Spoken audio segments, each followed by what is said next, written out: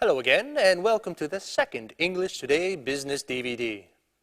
In this DVD, you can watch another 5 episodes of our story On the Job, followed by the business skills section, giving a presentation. Then we'll look at the following. Talking about a crisis at work. Talking on the phone. Describing real or unlikely events. Agreeing and disagreeing. And finally, asking for clarification. Thank you, and enjoy yourselves.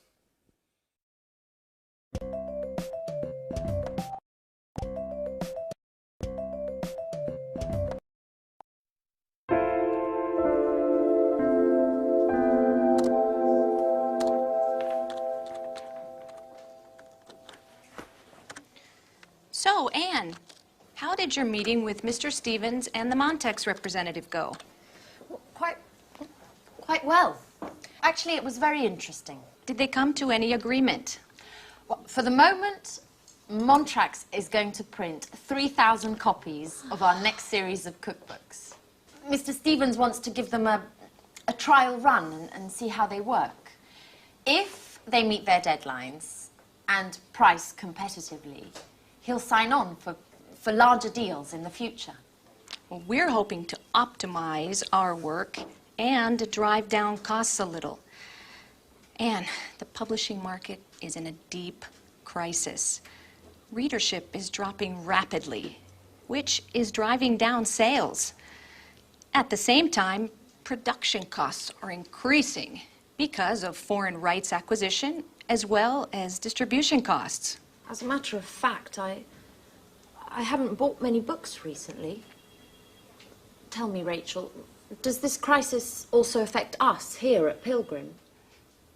Certainly. The negative trends of the market are felt throughout the sector, beginning with those who work in it. In any case, I'm optimistic, and I'm sure this is just a passing crisis, and that the publishing sector will soon recover. That's probably what Gary wanted to talk to me about this morning. I saw him and he said that he had something very important to tell me. Uh-huh. What? Why are you making that face? No, it's nothing, Anne. It's just that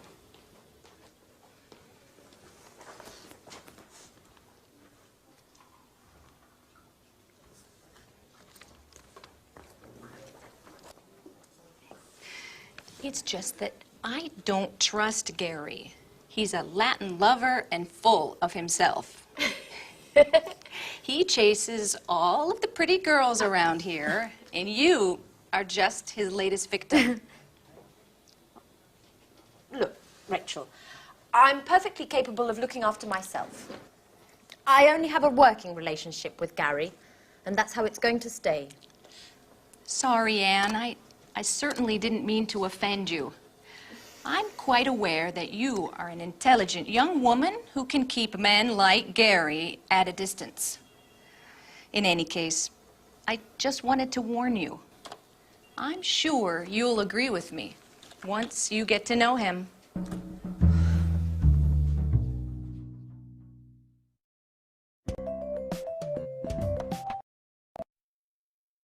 Yes, to be honest, I am a bit worried. Profits are down 8% over the last few months. And just yesterday, I read an article in Media World that confirmed my suspicions. Forecasts for the publishing market are quite pessimistic. And the general feeling is that things are going to continue to go downhill based on current trends. The next 5 years could see a further drop of 20%. If we leave out bestsellers and fiction, then the entire publishing market has taken a direct hit. Or, better, is in a downward spiral. But what about sales? For the moment, they're stationary, but we won't be able to improve them. In fact, we'll have to stop publication of our encyclopedias of history and art history, with awful consequences for those working on these projects. Are you saying that we'll have to lay people off? No, not for the moment. But if things continue like they are, we will have to let some of our people go. Oh my God. There must be something we can do to keep from cutting staff. I'm meeting with Mr. Stevens this afternoon to discuss the situation.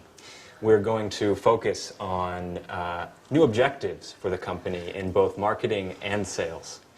Perhaps we will develop a new line of economic paperbacks, which might help sales. But the other publishers are already doing that successfully.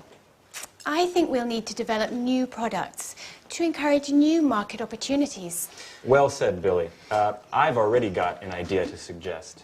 It won't resolve all of our problems, but it could bring about some interesting developments. And what might this new idea be? Anne! Well, Anne, are you in there?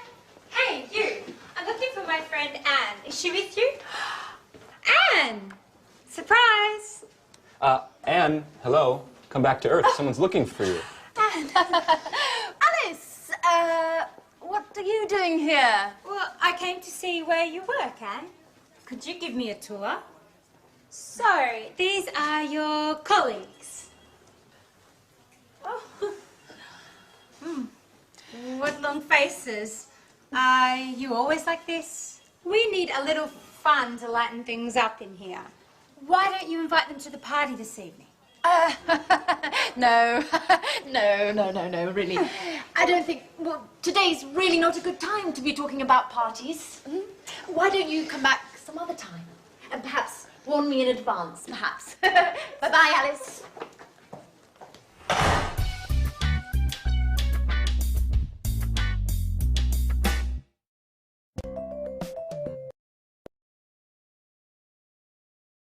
So there you heard them talking about the crisis that the company is going through, and unfortunately that happens often when there's an economic crisis in the country.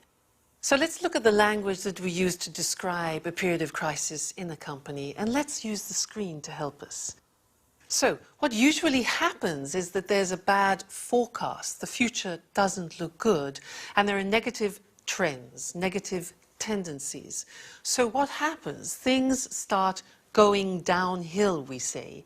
A hill is like a small mountain. Things start going downhill. And then the company goes through a period of crisis. Then, if it's really bad, we talk about the company being in deep crisis. That's the worst situation to be in. But if it's not so bad, it's just temporary, we can talk about a passing crisis, a passing crisis. And then when things get better again, we usually say to recover from a crisis. Now, a crisis can actually have quite an effect on employment.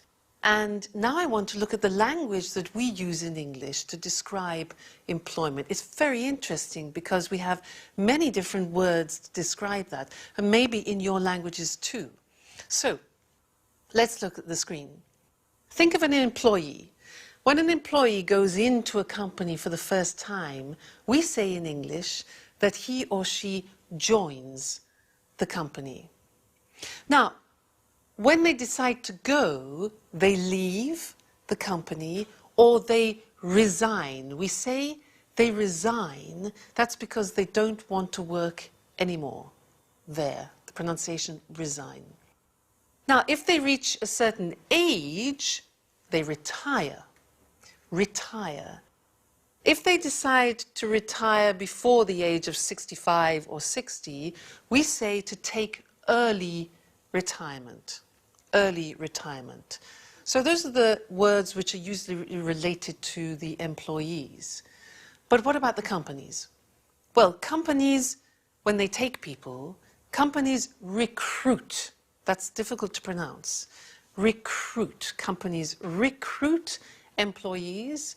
Another word is hire, to hire. Another verb is to take on.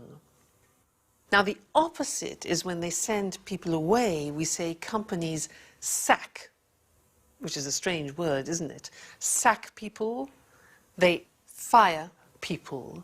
And in fact, as I said before, in English we use hiring and firing as the term for employment.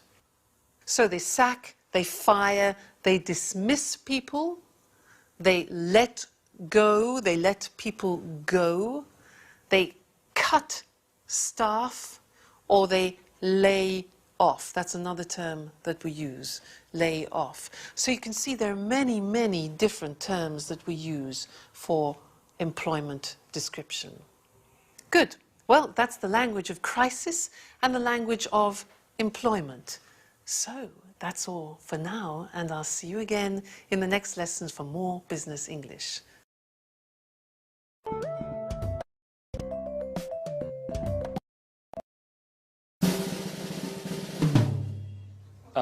Right.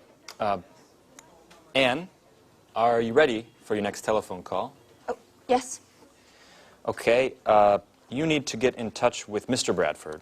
He's a great author who has worked with us for years. He's quite friendly, and he's quite a wizard at the stove. He opened a restaurant a few years ago, but he sold it to move on to writing cookbooks. He knows 1,000 tricks in the kitchen, and he can make anything taste great, even tomato soup. Oh, come on, stop it, Gary. I've only had half a sandwich today, and hearing about tasty treats is driving me crazy. I know, I know. Speaking of eating, when are we going to have dinner together? You don't know when to quit, do you? Enough joking around. Well, let me give the kitchen superman a call. Okay, but don't forget to pay him compliments. This guy just eats them up.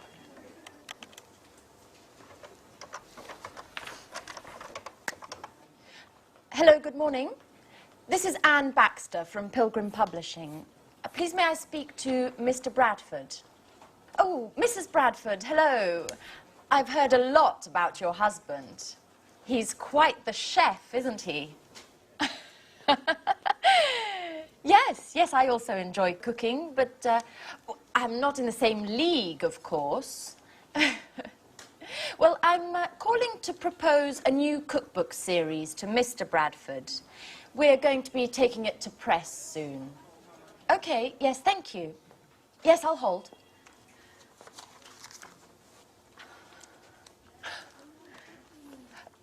Good morning, Mr. Bradford. Hello, this is Anne Baxter from Pilgrim Publishing. First of all, congratulations. You're a legend around here. But as I was telling your wife, I'm calling to see if you're interested in participating in a new cookbook series that Yes, I know that you've always spoken to Gary Reynolds, but I'm the new colleague who's been assigned to this project. I beg your pardon? Well, excuse me, Mr. Bradford, but I don't understand why you consider Mr. Reynolds to be more competent than myself. In any case, if you'd like to speak to him, hold on a moment. I'll put you through. Hey, Mark. How are you? Yeah, I think you upset Anne, our new intern. Oh, she's a fantastic colleague, diligent and hardworking. Yeah, let's set up a meeting so you can meet her. You'll be very impressed. She's also a great cook. In the meantime, I'll send you a detailed outline of the project. Okay, and we'll see each other Tuesday at 10. Okay, right. Bye, Mark.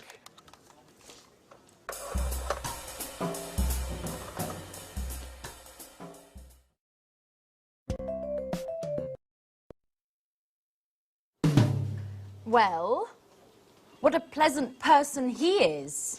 Oh, come on, Anne. Don't let him get to you. Mr. Bradford is just a little shy with those he doesn't know. But you'll see. He's quite a lot of fun once you've met him. Why don't we take a short break? How about a little fun on the telephone? I need to relax and have a good laugh. Okay. But who should we call? I know. Let's call my flatmate Alice. She's always looking for new boyfriends, and you could pretend to be a friend of Jack's, the other flatmate, saying that you saw a picture of her and that you'd love to meet her. Okay, but she isn't going to get angry with me, is she? Oh, no, we'll tell her it was just a joke.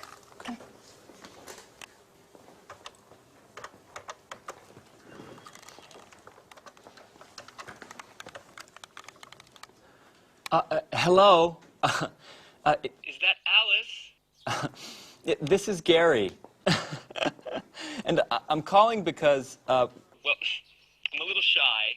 and I'm a friend of Jack's, and yesterday he showed me a picture of you.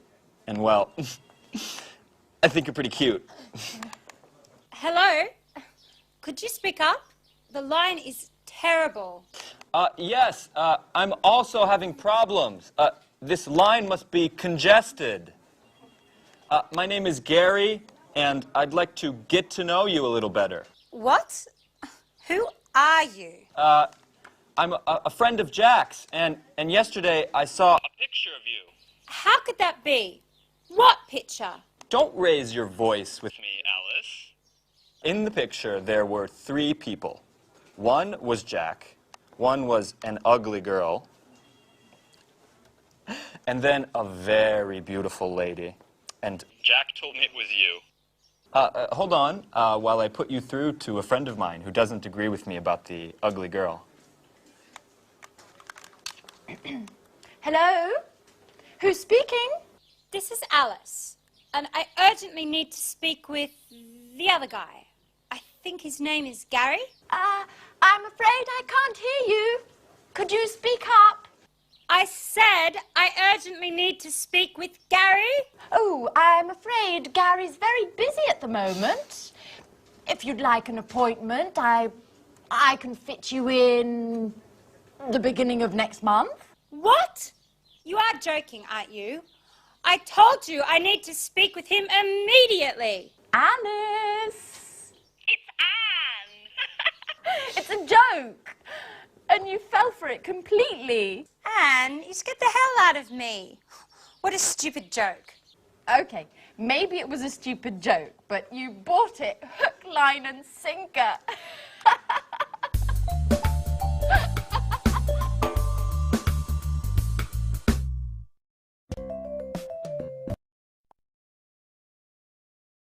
So now let's study some of the language that you need on the telephone at work. But first, some basic vocabulary related to phones. Now, what's this?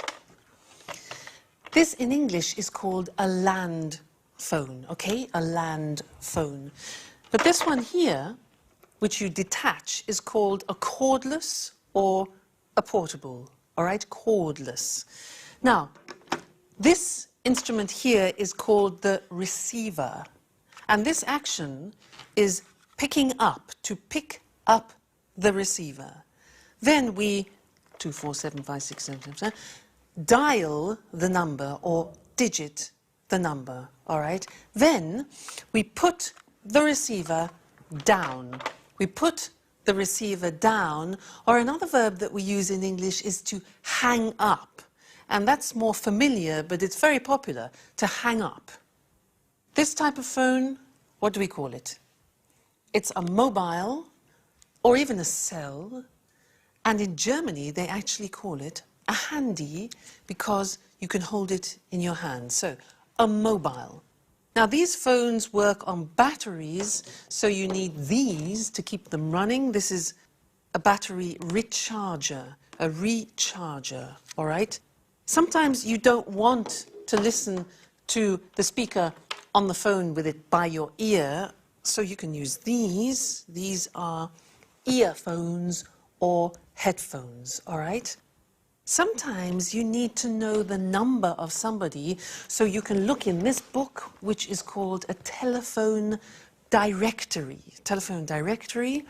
And if you want special services, you can use a book called the Yellow Pages. All right, so that's some of the basic language related to telephones. Now, we want to learn some phrases which are useful for you when you start a telephone conversation. And yet, let's now use the screen, which will help you understand and use that language. The first thing you do is you answer. So, what do we say when we answer? Well, we can say this. Hello, Pilgrim Publishing House. This is Louise. Can I help you? All right. So, look at the screen. You say the name of the company. This is Pilgrim publishing house, your name, this is Louise, how can I help you? Or can I help you? Notice I said this is Louise, not I am Louise, because this is the language we use on the telephone in English. So this is, not I am. So you introduce yourself. You say, hello, this is James Holmes, for example. Notice again, I say this is. You don't say I am. Now, if the other person doesn't know you, you can say, I was given your name by Mr. Smith, for example, all right? I was given your name by Mr. Smith. Great. Now, you want to speak to someone, so you ask, hello, could I speak to, may I speak to, can I speak to? 3 possibilities. Could, may, very polite. Can, less formal. So, can I speak to Mr. James, please? Now, if he is in another office, you can ask for his extension number. So you can say, could I have extension 573, please? Extension 573. Another thing is you can ask to be connected. And in English, the verb is, could you put me through to Mr. James? Could you put me through to, that means connect, Mr. James, all right? You can also say, I'd like to speak to Mr. James. There. The next thing is asking for people to wait, because you have to connect. You can say, just a minute, just a moment, please, 1 moment, please, hold the line, please, hold on, please. Hang on is more informal. So you see, there are many ways of waiting for time passing. Then, the next important thing is when you make a telephone call, sometimes you need to check that it's convenient, especially on mobile phones, because people answer when they're walking in the street, etc. So it's good to say, is this a bad time? Or am I disturbing you? You see on the screen, is this a bad time? Am I disturbing you? Can you talk?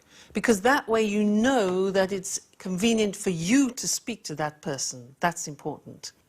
And one more thing is maybe you want to leave a message. So you could say, can you take a message, please? Or can I leave a message? And then you could say, could you tell him that I called? Could you tell him I called? And a little bit more complicated, could you get him to call me back on 75396? Can you get him to call me back on, and then the number? All right? That's a lot. Lots of interesting phrases, but they are all very important. So you need to learn them by heart so they're here when you pick up the phone. All right? That's the end of this lesson, but we will be doing more on telephoning later. So, bye.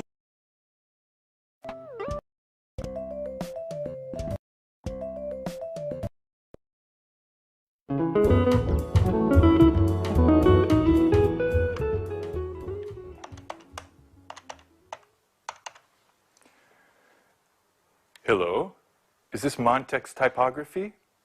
Good morning, this is Louis Stevens of Pilgrim Publishing. I'd like to speak with Mr. Emerson. Oh, he's in a meeting. I see. Could you put me through to one of his children, to John or Lucy, please?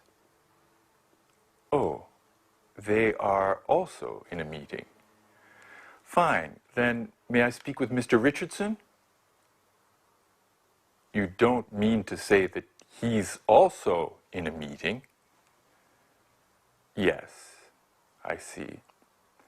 Is there anyone that I could speak with to find out if our order has already gone to press? I'd also like some information about deliveries. Yes, I see. They're all in meetings. Could you take a message for Mr. Emerson? Ask him to call me as soon as possible, ASAP. I'll be in my office until 4.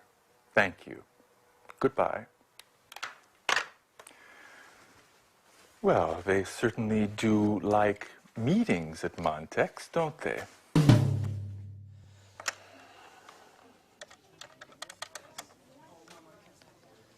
Good morning. This is Gary Reynolds of Pilgrim Publishing. I would like to speak with Mr. Smith, please.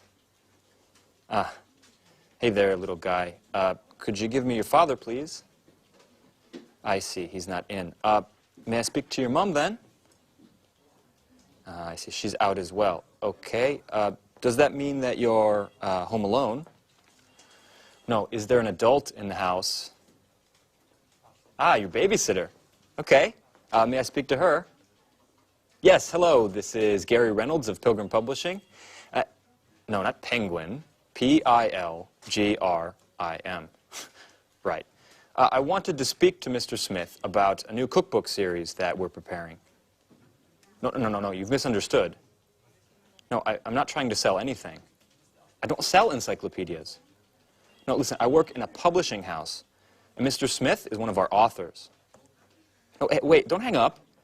Could you... Hello? Well, let's try someone else. Mr. Fox.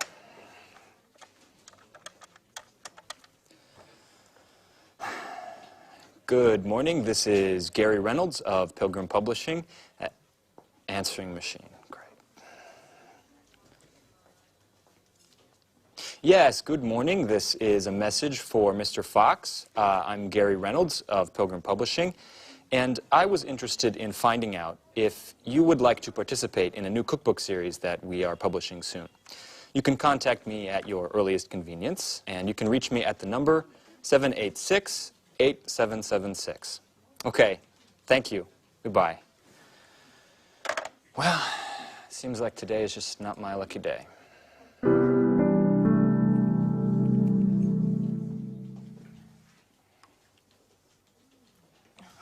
No, the answer phone.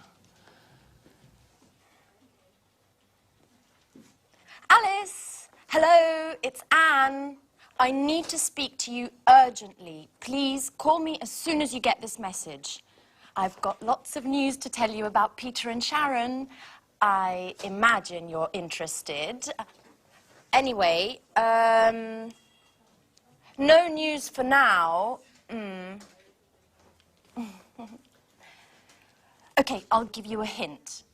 Peter telephoned to say that he'd called Sharon about Japan, and do you know what she said? I'm not going to tell you. Call me and you'll find out. Okay, bye. Speak to you soon. Oh, you can reach me at the office. Bye, bye.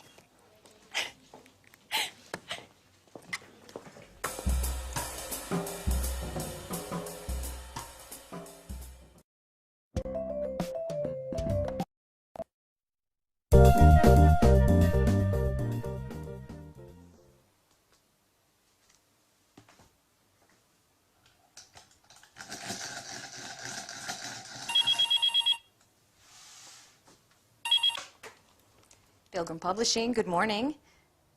Who is this? Yes, this is Mr. Stevens' office. With whom am I speaking? Oh, good morning, Mr. Emerson. If I'm not mistaken, you're the head of Montex Typography. This is Rachel Gordon, Mr. Stevens' assistant. It's a pleasure to meet you. On the phone. No, I'm sorry. Mr. Stevens isn't in at the moment. He just left. Yes, I know it's 4 o'clock. No, unfortunately, he was called away unexpectedly. Would you care to speak with me? No, don't worry. There are no secrets between Mr. Stevens and myself. Yes, he telephoned to find out if you had already begun work on our order. And I think he also wanted to know about the means of delivery. Uh-huh. Fine. Mr. Stevens will be pleased. Yes, taken note of everything. In any case, I'll have him call you tomorrow morning. When will you be in? At 10. Okay. Fine. Goodbye, Mr. Emerson. I look forward to meeting you in person.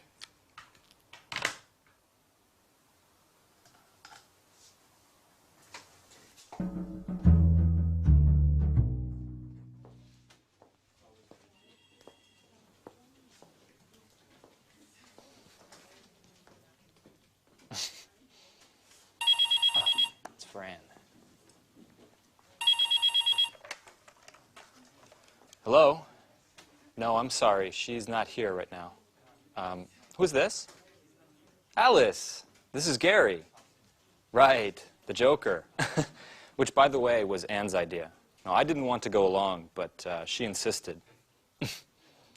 No, I don't know where she's gone. Perhaps to make some photocopies. Would you like to leave a message? Uh-huh.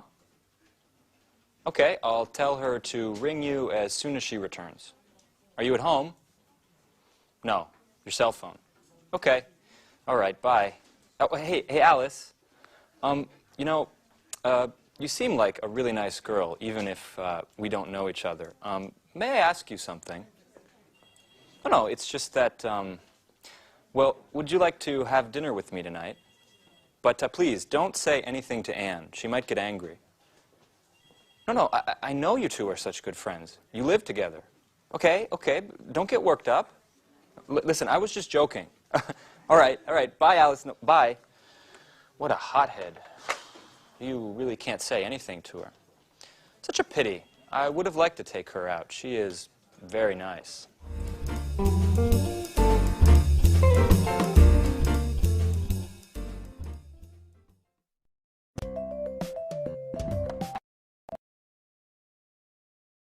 Fine. Now let's look at that language that we use, especially when we have problems on the phone. And to do this, let's use the screen, okay? Now, the first thing is problems with understanding. Often when you speak to native language speakers, there are problems. So you have to try and control the situation. Let's see what phrases you can use. Well, the first thing is you can say, could you repeat that, please? You notice we say, could you repeat that? Not could you repeat, please, but could you repeat that, please? That's one thing. Another thing, if they're speaking too softly, you could say, could you speak up, please? Could you speak up, please? Another thing, they're talking too fast, too fast. So you say, could you speak more slowly, please? Could you speak more slowly, please?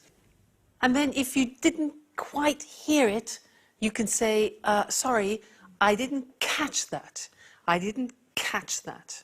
All right? So that's problems with understanding.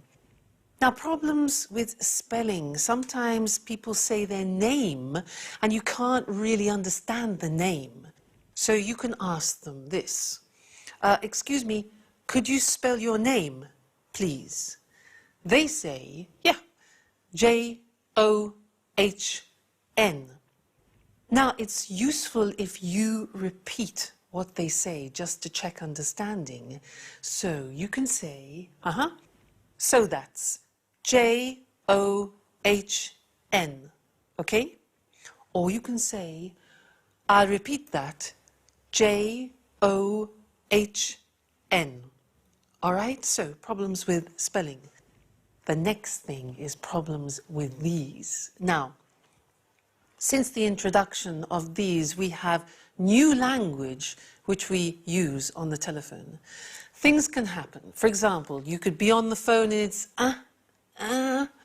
You say, the reception's bad, okay? The reception's bad. Now, if you're listening, maybe the other person sounds like this. You say, you're breaking up, you're breaking up. I'll call you back. You're breaking up. The voice is okay? You can also say, the line's bad. The line's bad. I'll call you back. Okay? Now, another thing is the battery. Sometimes you can see the battery, so you can say, my battery's running low. My battery's running low, running low. Another thing is money. You need money to make this work. Sometimes you can see that you don't have much credit. You can warn the person and you say, look, my battery's running low and I'm running out of credit. I'm running out of credit. I'll call you back later, okay? And then sometimes, for an example, if you're on a train and you're traveling in a mountainous area, sometimes you go through tunnels and the chances are, this will happen. So you can say, look, if we're cut off, I'll call you back. If we're cut off, I'll call you back. All right, so typical problems with mobile telephones. Now, sometimes you have problems when you're trying to connect people. You call, you want to speak to somebody, there are problems reaching that person. So you can hear, I'm sorry, there's no reply. Or, I'm sorry, the line's engaged at the moment. Or, Mr. John's on the other line. Or, she's out of the office. Or, he isn't in at the moment. Or, he's just left. He's being called away unexpectedly. All right, so those are typical things that happen when you're trying to connect.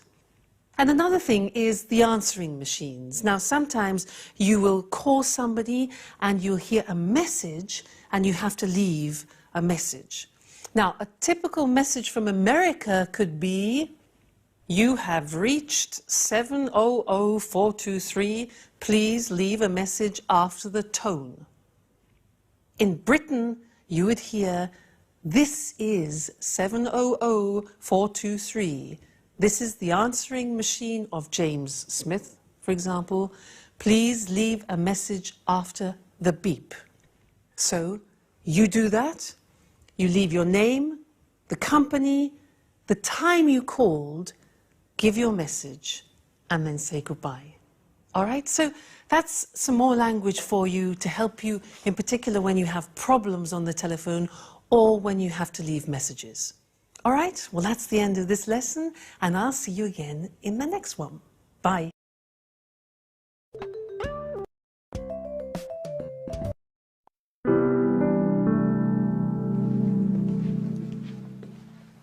Victoria Lee, good morning. Do you remember me? Yes, certainly.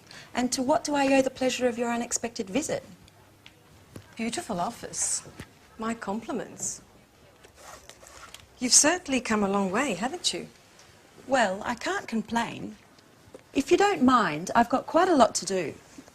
You didn't feel that way a year ago when we first met. Listen, Mrs. Baker, that was a very difficult period for me. I wasn't happy with my job and... Don't worry, Lee. I'm not here to visit the past, but rather to talk about the future. What? I've recently heard quite a bit about you. I know that you've done great things to improve the bottom line of Spectra. As a matter of fact, that's why I'm here today. I'd like you to come and work for us. Thank you, Mrs. Baker, but... Just a moment, Lee. Let me have my say. If you came to work for us, you'd not only have the opportunity to work for a successful company, but you'd also have a brilliant career with full satisfaction ahead of you. I'm flattered, but as I said, I'm very pleased with my present employment. If I were to propose a position as Business Development Manager, would you consider my offer? Mrs. Baker, please. If I were to come and work for you, I'd be doing my company a disservice. Just think it over, Lee. If you accept, you'll get a much higher salary than your current one. Of course, I forgot to mention the company car and mobile phone, not to mention an impressive percentage of sales. That's enough, Mrs. Baker. Your offer is very tempting, and if I were free, I would certainly accept. However, things have changed greatly. I am very satisfied with my job here. Mrs. Lee, I've brought you this brochure. I was just, Fine, I'll leave. Mrs. Lee, just think about what I said. I'll be in touch.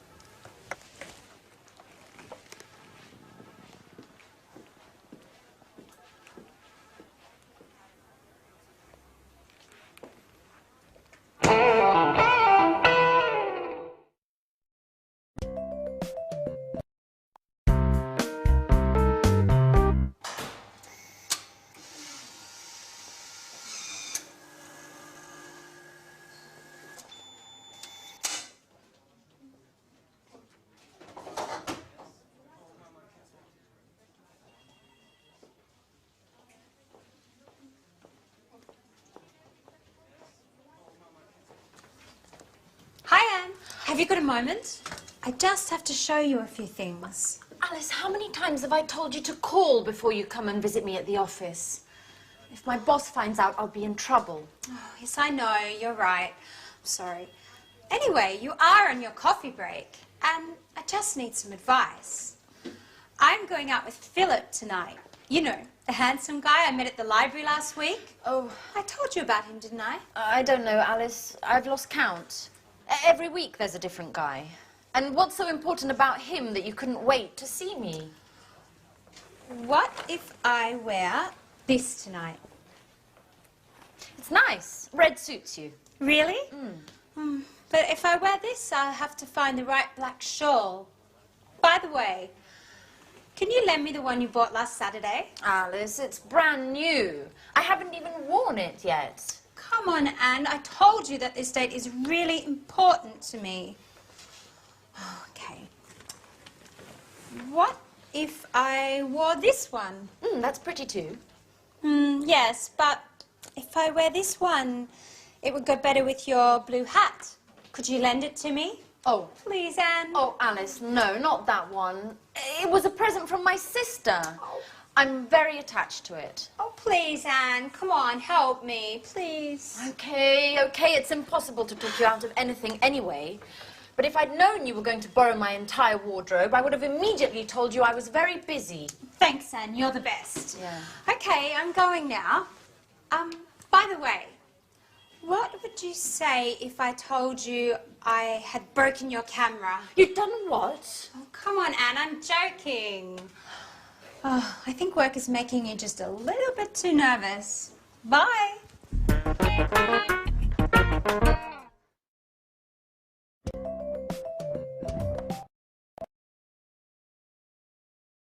So now let's talk about the conditionals in English, the first and the second. Now, they're interesting because there's a difference in meaning between the first and the second, and also a difference in grammar. The first one we use in situations which are really possible, but the second conditional we use in situations which are more improbable. And I want to look at some examples of that now. You imagine that you work for a large insurance company and you have to explain some situations to a client. Obviously, you're trying to sell the idea of them having an insurance policy. Let's look at the board and look at some of the situations. Now, in the first situation, an accident. Now, if you have an accident, and you don't have insurance cover, what happens?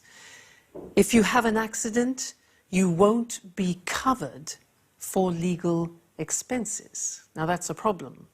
The first conditional is grammatically formed like this. If plus the present tense and then the future will or won't in the negative.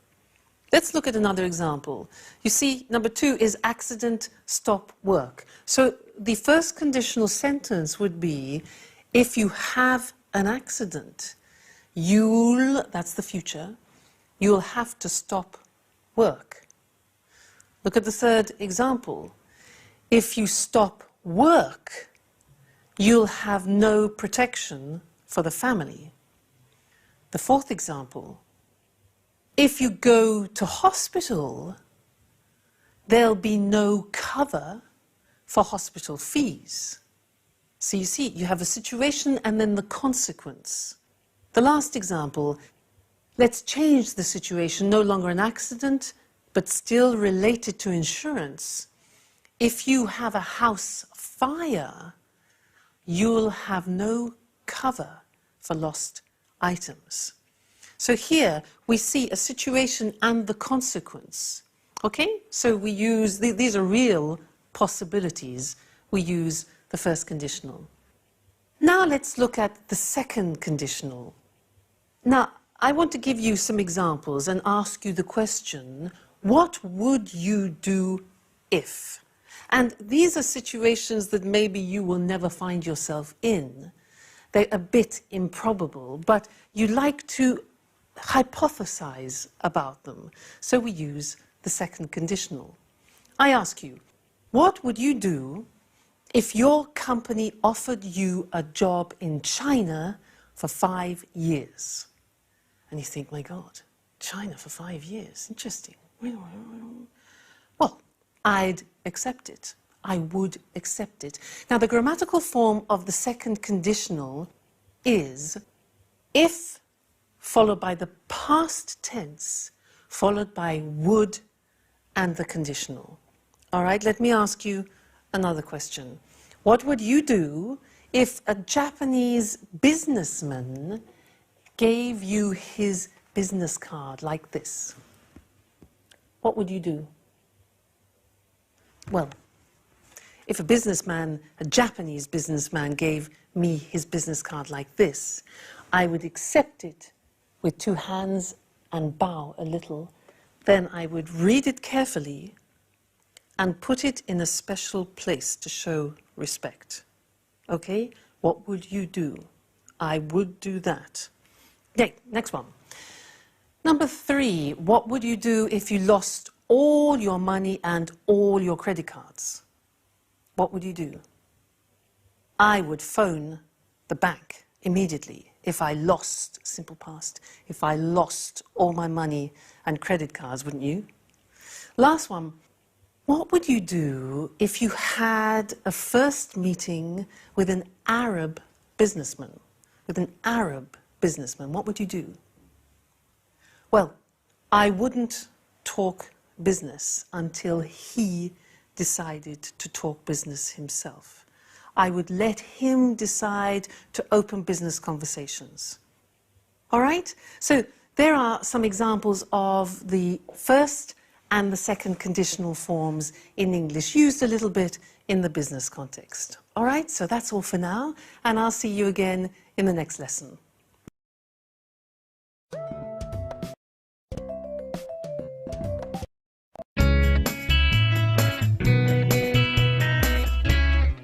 Yes. Yes, Mr. Jones. The collection is divided into thematic volumes. Your volume will be the first, dealing with starters. That's right. Yes, recipes should be written clearly and precisely. Well, I'm not sure I agree with you there. Ingredients should be written separately, directly under the title of each dish. Okay. I'll expect your first instalment next week, then. All right. Goodbye, Mr. Jones. Goodbye.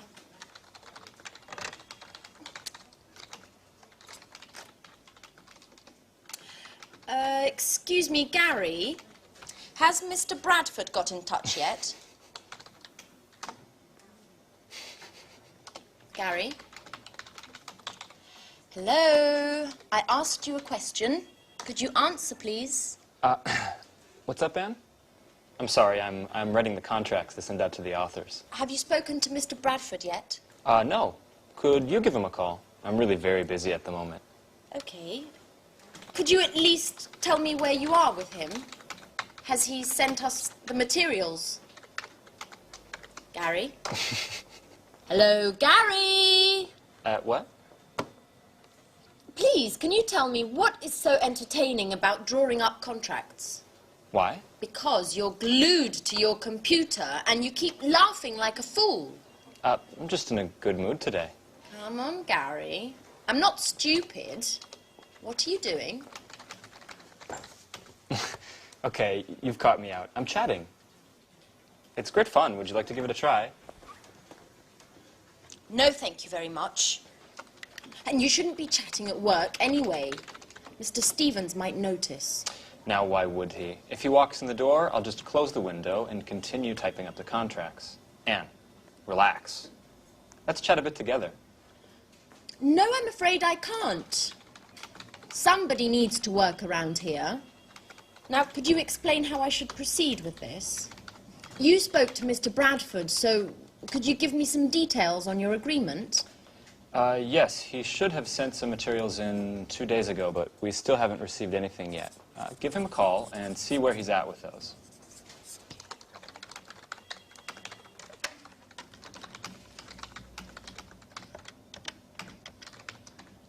Hello, Mr. Bradford.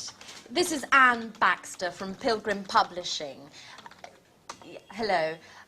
We are still waiting for the materials you should have sent us 2 days ago. I just wanted to know if you were having problems. Well, what does the index have to do with it? I'm afraid I don't understand. No, it's just I wasn't aware that...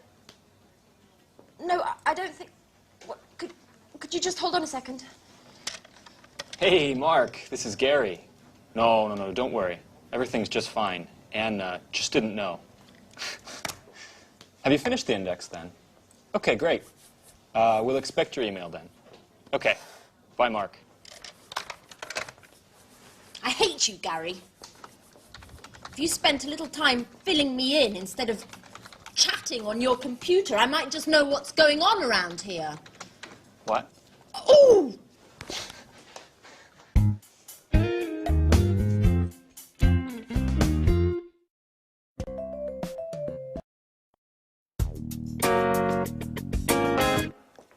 Mrs. Lee, excuse me for disturbing, but I need to speak to you for a moment. You're not disturbing, Mr. Chang. What can I do for you? Perhaps it's none of my business, but considering the importance of the deal for you and your company, I want to be absolutely sure that everything goes smoothly and that no ugly surprises are around the corner. I don't understand, Mr. Chang. What are you getting at? You see, Victoria, I value you highly and trust in you, but I don't like people going behind my back. What are you insinuating, Mr. Chang? Victoria, I know very well the woman who visited you in your office yesterday, Mrs. Baker, Human Resources Director for Play, the world's largest sporting goods chain. And? Mrs. Baker is well known as a headhunter. You know, those personnel managers who rob other companies of their own talents to employ for their own companies. So tell me, Victoria, what did Mrs. Baker want from you? You're right. Mrs. Baker made me a very interesting offer, but I certainly have no intention of accepting. Are you quite sure, Victoria? Look, Mr. Chang, I had an interview with Mrs. Baker last year. At the time, I was working for Spectre, but I was very unhappy. I had been hired to work in the business office and had expected more important assignments. But unfortunately, my work was very monotonous and boring, nothing that met my expectations. So I sent a CV to Play, they contacted me for an interview, but there weren't any positions open at the time. Therefore, I stayed at Spectre. And there's another thing, Mr. Chang. I have a dream. I've always wanted to work in a publishing house ever since I was a teenager. And that's also why I wanted to leave this job. Numbers just don't go with my creativity. And what about now, Victoria?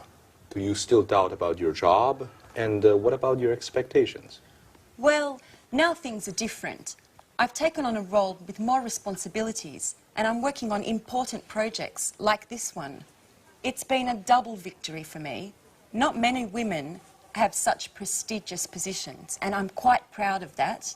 I finally have the chance to demonstrate all my abilities, and I have no intention to renounce that. You have to believe me, Mr. Chang. I have no intention whatsoever of betraying my company. I believe you, Victoria. I certainly appreciate your sincerity. You're quite a capable young woman. And I'm certainly very pleased to have solved this little misunderstanding.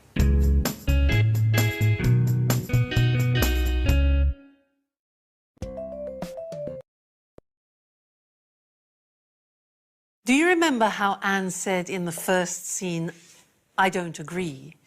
Now, in English, we say, I don't agree. We don't say, I'm not agree, as in many other languages.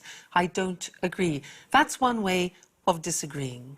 And do you remember how Victoria said in the second scene, she said, I don't understand what you're getting at. Now, that's one way of asking for clarification. So I'd like to look at this language with you now. Now, if I say something like this, I say, let's look at the screen. I say, I think we should increase our investment in management training. Now, this is something I could say in a meeting. I think we should increase our investment in management training. Now, sometimes after saying something like that, you want to explain it a little bit more.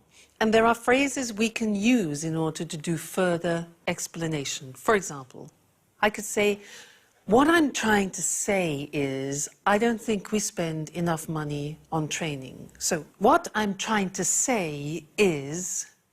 Now, another possibility is, what I mean is... And one more is, the point I'm making is. So it becomes, I think we should invest more money in management training. The point I'm making is, our company just doesn't do enough training. All right, so that's explaining a point. Now, what about clarifying? I say that to somebody, and then I want to check that they've understood. So I could say, is that clear? Is that clear?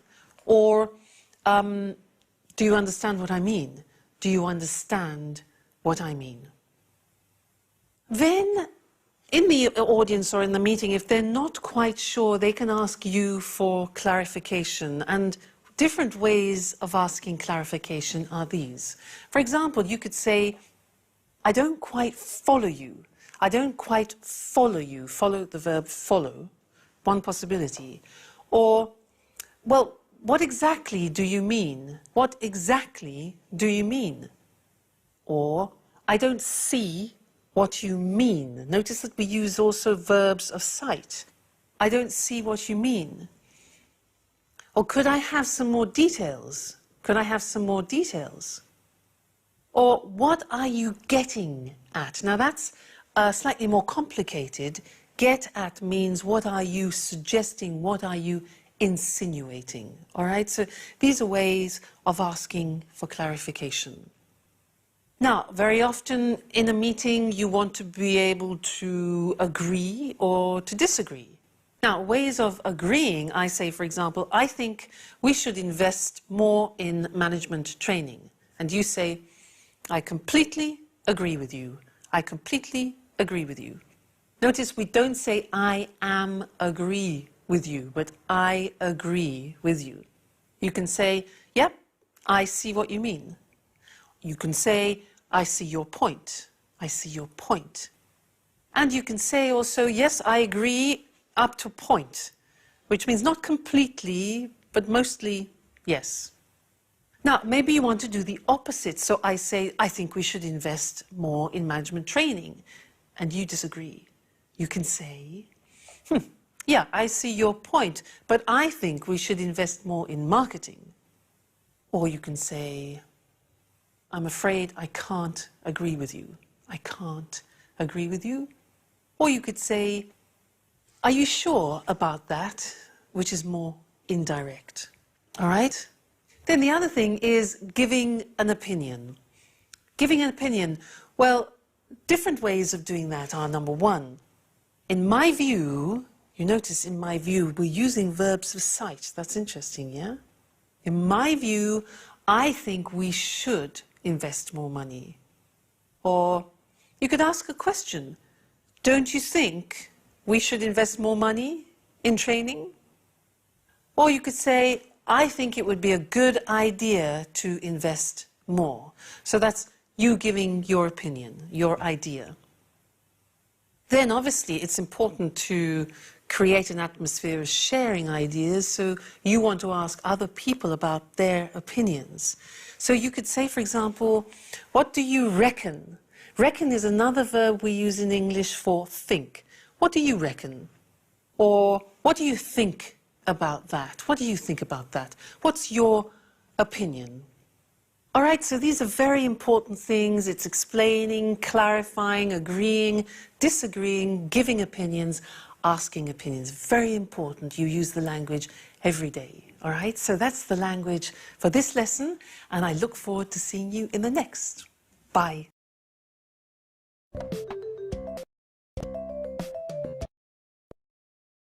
Hello and welcome back to Business Talk. Hi there. Well, today we're going to talk about giving good presentations in English. Yes, giving a presentation can be a frightening prospect, but if you understand the psychology behind the business skill, it really is quite simple. Like most business skills, it's all about communication and using the right kind of language in an effective way, right? That's right. But I still think it's an important moment.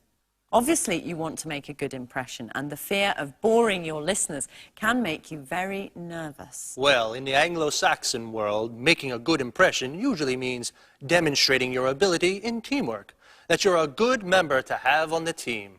Teamwork is all about organisation, and it implies everyone working together. Therefore, the language you use should involve everyone. And of course, you don't want to bore or lose anyone along the way, so keep it simple. Yes, organisation, language, and simplicity are three very important factors when planning a presentation. First, organize what you want to say. And is there some kind of winning structure for a good presentation? Definitely. You should always start with a personal introduction, then the subject of your presentation and its purpose. It's a good idea to briefly outline the main points of the presentation and then talk about each point in more detail. At the end, give a short summary of what you've said before your conclusion, and there you go. You make it sound so simple. Well, the aim of this structure is in fact to simplify your task. And remember, the #1 rule for giving a good presentation in English is KISS, K-I-S-S. Keep it short and simple. How about giving an example of a presentation? Okay, well, we don't really have time for a whole presentation, but I'll give you an example of the kind of language and structure I mean. Good morning. I'm Eric Brown, and I'm in charge of quality control here at the plant.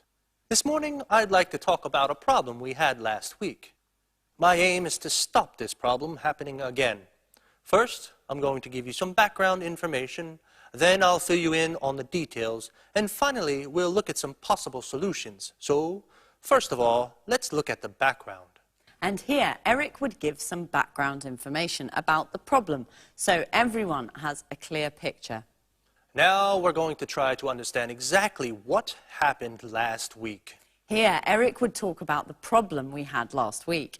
And finally, why don't we have a look at some possible solutions? At which point, Eric would talk about the various solutions to the problem in turn, before saying, "Let me sum up," where Eric would briefly summarize the different points he's made during the presentation and move on to the conclusion, starting, "So, now shall we try to draw some conclusions? Thank you for your attention, and if you have any questions, don't hesitate to ask." That was very precise and to the point. Now, it's difficult to remember everything you want to say unless you learn it all by heart, especially if you're nervous. So it's a good idea to have some notes with you. Of course, you shouldn't read the whole presentation. That could get quite boring, but you do want to get off to a good start, so perhaps writing your introduction word for word is advisable. And then just have the opening sentences of each part of the presentation so you have an outline to follow. Yes, in case you get lost, you can easily get back on track. That's right, and speak slowly and clearly. Obviously, try to use emphasis and pauses to highlight the important points. So, KISS is the key to a good presentation. Keep it short and simple. And the three fundamental aspects to keep in mind are organization, language, and simplicity. Today, most people use PowerPoint to deliver their presentations. We can't talk about how to use PowerPoint now. Remember to get the language right, and your PowerPoint presentation will be fine. Good advice. Our time's up, so I'm afraid we have to say goodbye. See you soon. Bye-bye. Let's look more closely at Eric's presentation and those three important factors to bear in mind when planning a presentation: organization, language, and simplicity. So, the first thing to do is organize what you want to say and give your presentation a clear structure. Let's look at a basic outline for a presentation. Start with a brief personal introduction so everyone knows who you are. Then, introduce the subject and purpose of your presentation. Briefly outline the main points so everyone knows what you will be talking about, and then treat each point in order. It's a good idea to give a short summary of all the points at the end. And finally, a conclusion to close your presentation. Personal introduction. Introduce subject and purpose. Outline the main points. Point 1, point 2, point 3, summary, conclusion. And what about the language? Remember, KISS, K-I-S-S. Keep it short and simple. Simplicity is essential in every aspect of the presentation, in its organisation and the language we use. Short, well-structured sentences that mark the beginning of each part of the presentation are helpful to keep you on track and keep your listeners' attention. Did you notice in Eric's presentation, he marked the start of each new section of the presentation very clearly? Let's look at the language he used and how each point corresponds to the outline we've just seen. I'd like to talk about a problem we had last week. My aim is to stop this problem happening again. First, I'm going to give you some background information, then I'll fill you in on the details, and finally we'll look at some possible solutions. So first of all, let's look at the background. Now we're going to try to understand exactly what happened last week, and finally, why don't we have a look at some possible solutions? Let me sum up. So, now shall we try to draw some conclusions? Notice how the beginning of each section is clearly marked. And remember, team spirit is important. As with brainstorming, it's important that everyone listening feels part of a team. So avoid using I too much because it detaches you, the speaker, from the group. Try to find other ways of structuring your ideas so that everyone feels included.